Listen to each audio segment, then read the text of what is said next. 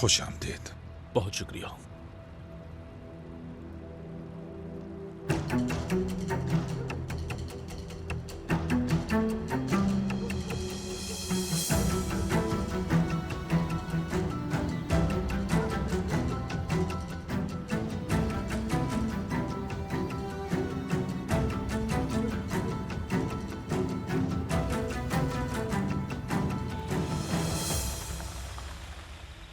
बहुत अच्छे निसान, ऐसे ही चलाती रहो।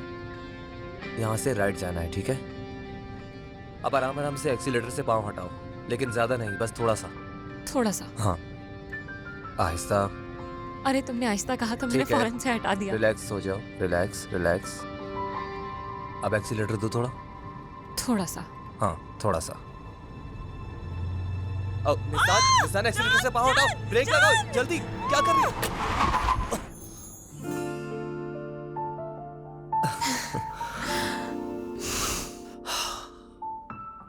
क्या कर रही थी तुम? अभी गाड़ी लग जाती और हम हॉस्पिटल में होते। नहीं नहीं, मेरी तौबा जान, मैं आज के बाद गाड़ी नहीं चलाऊंगी, मुझे लाइसेंस मत दिलवाना। हाँ, मैं भी यही कहूंगा कि तुम्हें लाइसेंस नहीं देना चाहिए, बल्कि तुम्हें तो ड्राइविंग सीट पर भी नहीं बिठाना चाहिए। सही का क्या मतलब है? इतनी बुरी गाड़ी चलाती हूँ क्या? जितने लोगों को देखा है उस हिसाब से तो। सच कह रहे हो?